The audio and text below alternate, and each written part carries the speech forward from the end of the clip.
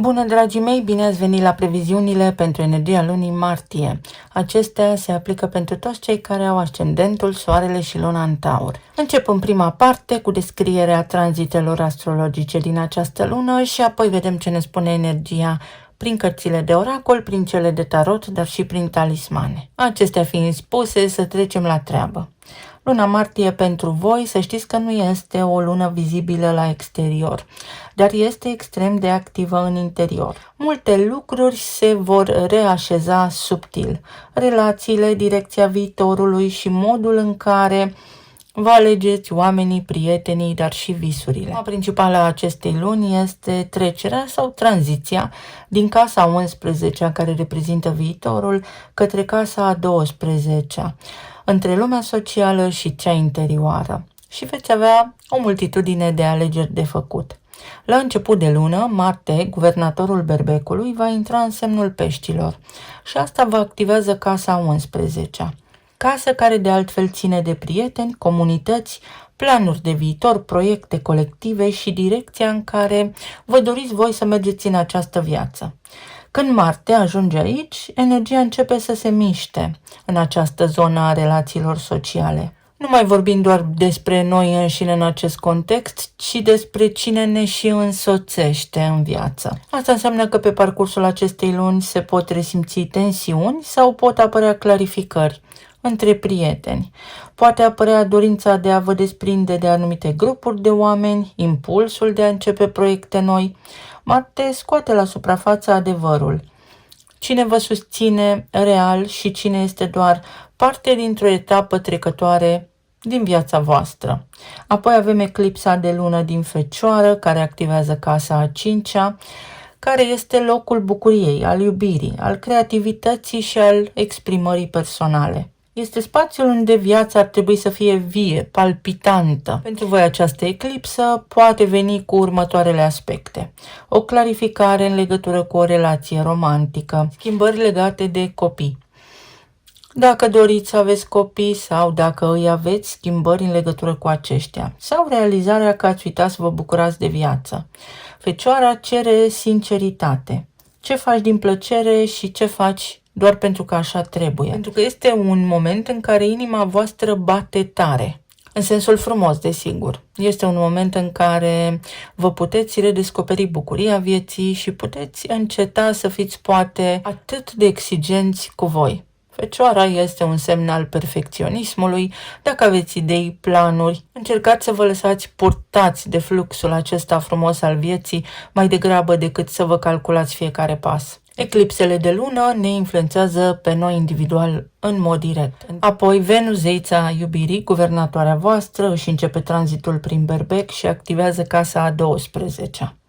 Casa a 12-a este spațiul interior al emoțiilor ascunse și al proceselor de vindecare. Este un loc al retragerii noastre pentru a ne regenera. Venus, când ajunge aici, schimbă tonul și registrul întregii luni. Puteți deveni mai introspecți decât de obicei, emoțiile devin mai subtile, mai private, s-ar putea să simțiți nevoia de confort și acest confort să vină din liniște.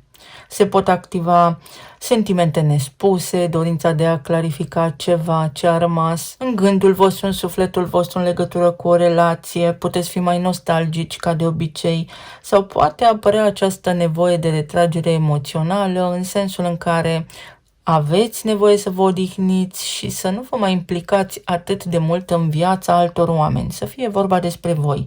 Nu este o izolare negativă, ci este mai degrabă un fel de resetare emoțională pentru a fi pregătiți pentru sezonul vostru.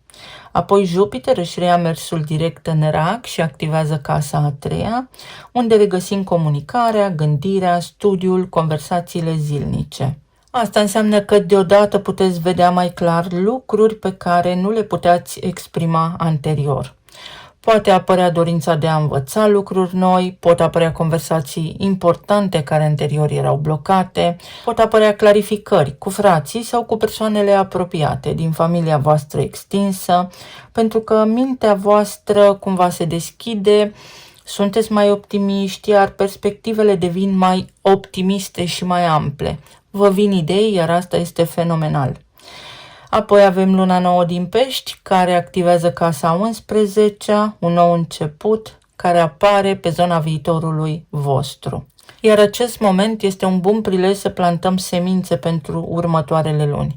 Oameni noi, colaborări noi, proiecte diferite față de cele la care ați lucrat sau pe care le-ați avut până acum. Apare cu această lună nouă și o dorință de a schimba cercul social. Sau poate voi înși v-ați schimbat în ultima perioadă și conștientizați acum că nu mai rezonați cu anturajul vostru actual. Peștii fiind un semn foarte intuitiv și foarte creativ, s-ar putea să rezonați mai mult cu oameni care sunt mai eterici, oameni mai intuitivi, pur și simplu, să fie o lună cu al 6-lea simț și să ajungeți exact acolo unde trebuie. Știți cum se spune? Spune-mi lângă cine ești ca să-ți spun ce poți deveni. Energia se schimbă odată cu intrarea soarelui în Berbec, iar pentru voi asta înseamnă din nou casa a 12-a foarte activă, pentru că această casa a 12-a este ultima etapă înainte de renaștere, pe semne că mai aveți lucruri de rezolvat înainte de a începe ceva, trebuie să reconsiderați lucrurile cu care vă confruntați acum sau planurile pe care le aveți acum. Vi se spune încetinește puțin pentru a înțelege ce ai de finalizat. Poate apărea o nevoie mai mare de odihnă, așa cum am menționat, o retragere temporară, să simțiți nevoia să fiți doar voi cu voi înșivă. Sau poate vă faceți un fel de bilanț al ultimului an. Nu este o etapă de stagnare, nu o privim așa. Este pregătirea pentru noul sezon, pentru noul an calendaristic din punct de vedere astrologic. Este și o perioadă în care s-ar putea ca voi să nu vă vedeți pe voi înșivă și să aveți o senzație stranie că ceva se întâmplă, dar să nu o puteți numi.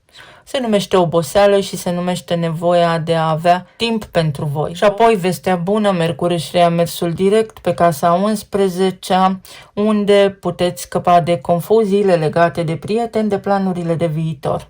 Pentru că aici a fost și luna nouă din Pești, lucrurile devin mai clare. Înțelegeți cine rămâne și ce merită continuat. Este foarte important, având în vedere că întreaga lume din jurul nostru se schimbă. Dacă ați avut parte de discuții amânate, acum puteți reveni asupra acelor teme pe care le aveați de dezbătut. Dacă au existat confuzii sau lucruri incerte în ceea ce privește relația cu anumiți oameni, acum puteți decide sau acum vă puteți lămuri în ceea ce îi privește. Al 6-lea simț, să nu uităm. Spre sfârșitul lunii, Saturn, care este în Berbec, va face un aspect frumos, important, cu Pluton, care este în Vărsător. Asta pentru voi activează energia caselor a 12-a și a 10-a și această conversație dintre Saturn și Pluton scoate în evidență vindecarea, scoate în evidență procesele interioare, senzația aceea de a nu ști ce nu funcționează bine, cariera, statutul, direcția profesională. Acest aspect practic arată următorul lucru. Dacă tu te-ai schimbat ca om, s-ar putea să nu te mai regăsești nici în activitatea ta profesională. Și asta este în regulă pentru că acum, prin toată energia din casa 11-a, ai ocazia să îți schimbi traseul, să-ți reconfigurezi traseul și planurile pentru viitor. Totodată, deciziile în legătură cu locul vostru de muncă și cu activitatea profesională devin mai mature sau ar trebui să le gândiți voi mai strategic, pe termen lung. Și ați văzut din experiență că un lucru duce la altul. Și nu în ultimul rând, spre sfârșit de lună, în sfârșit, guvernatoarea voastră Venus intră în Taur, adică în semnul de domiciliu. Activează casa 1. Un moment extrem de important pentru voi toți, pentru că aici vorbim despre identitate și despre începuturi. Când Venus intră aici, toată lumea redevine în centrul atenției. Când Venus intră aici, îți revii și revii în centrul atenției. Se simte dorință de schimbare personală, dar și un magnetism natural. Deveniți mai magnetici, deveniți vizibili, deveniți foarte senzuali, foarte atrăgători în ochii celorlalți.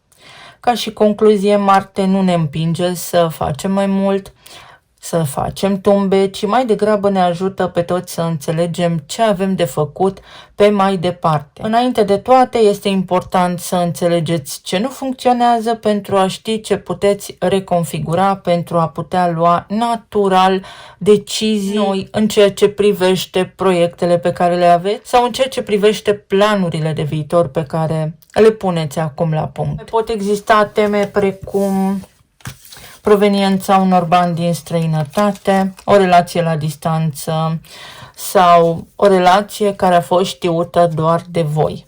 Aceste lucruri se pot lămuri, se pot clarifica sau este timpul să încheiați aceste capitole pentru a putea să accesați acea energie din casa a 5-a, pentru a putea simți din nou bucuria vieții.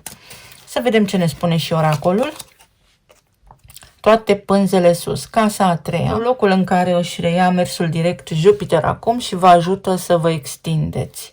Vă ajută la nivel de comunicare, vă ajută să îndrăzniți să vă faceți planuri noi și vă ajută să vă lărgiți perspectiva asupra tuturor lucrurilor care sunt de interes. Poate fi o perioadă în care să călătoriți, pot apărea niște excursii, niște călătorii, planuri de vacanță sau poate fi un moment în care iei o hotărâre importantă despre cum să faci pași către un nou viitor sau către ceea ce îți dorești tu, pentru că se poate întâmpla mai repede decât te aștepți.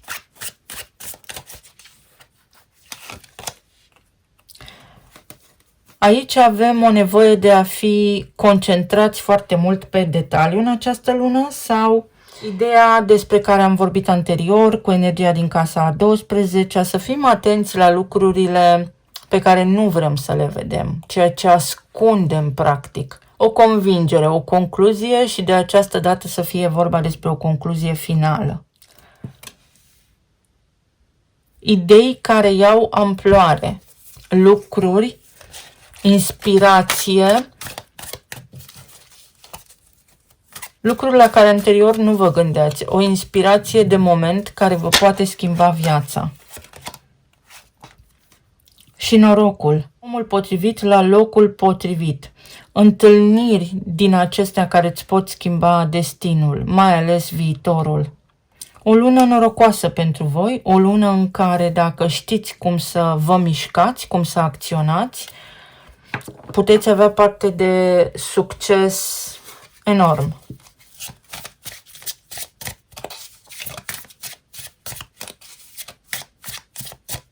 Pot fi foarte multe bucurii de moment, dar care construiesc o bucurie mai mare.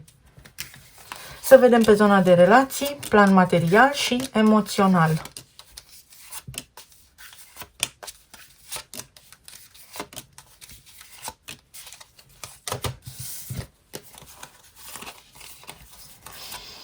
Pe zona de relații avem 4 de spade, 5 de bâte și 3 de monede. De la agonie la liniște. Se pot rezolva foarte multe conflicte în ceea ce privește relația cu ceilalți. Ori modul în care vă uitați voi la oamenii de care sunteți interesați, ori realmente se calmează spiritele, se calmează apele.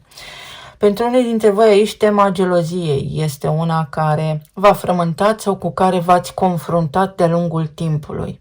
Ori voi ați fost geloși, ori oamenii la care vă gândiți acum au fost geloși. Și uite că se poate întâmpla în acest moment să apară dovezi, să apară certitudini, să apară clarificări, să înlăturați niște dubii, astfel încât să puteți colabora.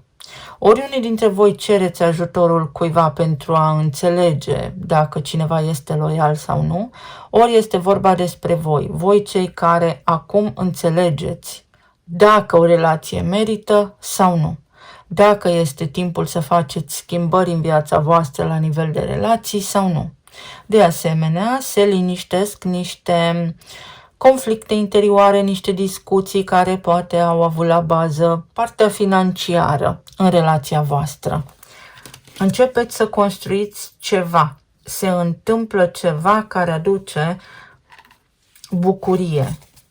Rezolvați clar o situație complicată din punct de vedere financiar în relația voastră. Mai poate fi vorba și despre o colaborare mai bună cu partenerii voștri de viață, despre nevoia de a vă liniști puțin, de a face o excursie, de a vă conecta. Împăratul. Când Venus intră în Berbec, s-ar putea să resimțiți o ușoară stare de agitație interioară pentru că aveți Berbecul în casa a 12-a.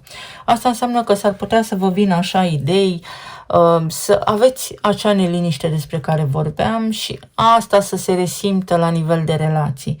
Încercați să vă liniștiți și să vă calmați pentru că veți vedea, cu cât sunteți mai calmi, lucrurile se rezolvă mai ușor și devin mai clare pentru toată lumea. Poate fi vorba și despre o decizie, o hotărâre importantă care are legătură cu o anumită persoană din viața voastră. Aici cineva pune piciorul în prag, ori voi, ori persoanele la care vă gândiți acum, sau poate fi vorba despre o hotărâre de a face niște lucruri, de a vă desprinde dintr-un joc murdar, să-i spunem, de a înceta să fiți geloși sau de a înceta să vă certați cu cineva anume sau să vă frământați în legătură cu o relație, unul la unul conștientă cu cineva. Poate să nu fie relație de iubire, ci poate să fie relație de afaceri.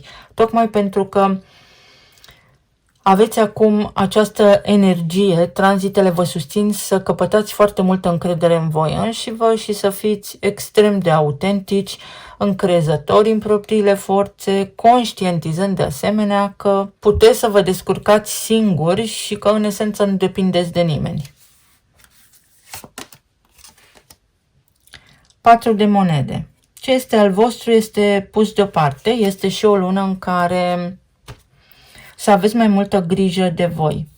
Pe de altă parte, atenție așa cum am spus la gelozie, pentru că s-ar putea unii dintre voi să aveți de-a face cu oameni care sunt mereu suspicioși, pentru că nu au ei înșiși încredere în ei înșiși și atunci proiectează asupra voastră această neîncredere. Însă puteți liniști apele și în acest sens, toate aceste aspecte pe zona de relații se pot liniști în momentul în care se produce acea lună plină din Fecioară. Parcă vă eliberați, parcă simțiți că aveți o gură de aer proaspăt, că merită, ceva merită. Pentru alții dintre voi este confirmarea. După o lungă perioadă de stres, în sfârșit, se confirmă faptul că cine este alături de voi merită. Și transformare, o etapă de transformare pe zona de relații, dar care va aduce o poziție de echilibru, foarte multă stabilitate. Să vedem, să fie de bun augur. Pe zona planului material avem 4 de bâte, luna și împărăteasa. Acel eveniment de lună plină care se produce în Fecioară va aduce nevoia de a vă ocupa și de voi înșivă, de a vă face și voi vouă bucurii, de a vă cumpăra și voi vouă lucruri frumoase. Este o lună în care, pe de o parte, s-ar putea să cheltuiți bani, să investiți bani în voi înșivă și ulterior să regretați, sau a venit timpul să învățați că meritați, să învățați să vă cumpărați lucruri pentru voi, pentru că ajungeți pe o frecvență care poate deține avere, stabilitate, bunăstare. Să învățați să vă conectați la această frecvență care aduce bunăstare. Pentru alții dintre voi, la nivel de plan material, uite, se rezolvă niște lucruri care au legătură cu casa voastră, mai ales când Jupiter își reia mersul direct în Rac. Poate fi vorba aici despre relația cu familia extinsă, frați, surori, poate fi vorba despre o căsătorie, despre a merge la niște evenimente din familia voastră extinsă, poate fi în sfârșit pe zona financiară, promovare, o perioadă în care să primiți niște bonusuri, o perioadă în care să negociați salariul sau vă reveniți la nivel financiar. Uite, se lămuresc niște aspecte extrem de bune. Vă vin niște idei care au legătură cu viitorul și cu investițiile voastre și cartea voastră, Înaltul Preot, care poate duce un contract de muncă foarte stabil, care aduce o certitudine, o colaborare, un proiect care capătă contur. Poate fi vorba despre o relație oficială, despre o casă nouă, despre o garanție. Extrem de bine. Iar la nivel de plan emoțional, energia acestei luni vă spune foarte clar, aveți berbecul în casa a 12, aveți nevoie de odihnă, pentru că sunteți confuzi, obosiți și posibil subiectiv. Nu vedeți cu claritate următorul pas pe care îl aveți de făcut, iar asta va aduce migrene, va aduce dureri de cap, va aduce anxietate și insomnie. Fiți foarte atenți, inclusiv la dantură, la sistemul nervos. Este o lună în care să vă îngrijiți sănătatea. Extrem de important acest aspect pentru voi. Poate aveți unii dintre voi legătură cu un berbec, deși aici, exact cum am descris în partea de introducere, avem peștii și berbecul, acea tranziție de la lumea exterioară la lumea interioară.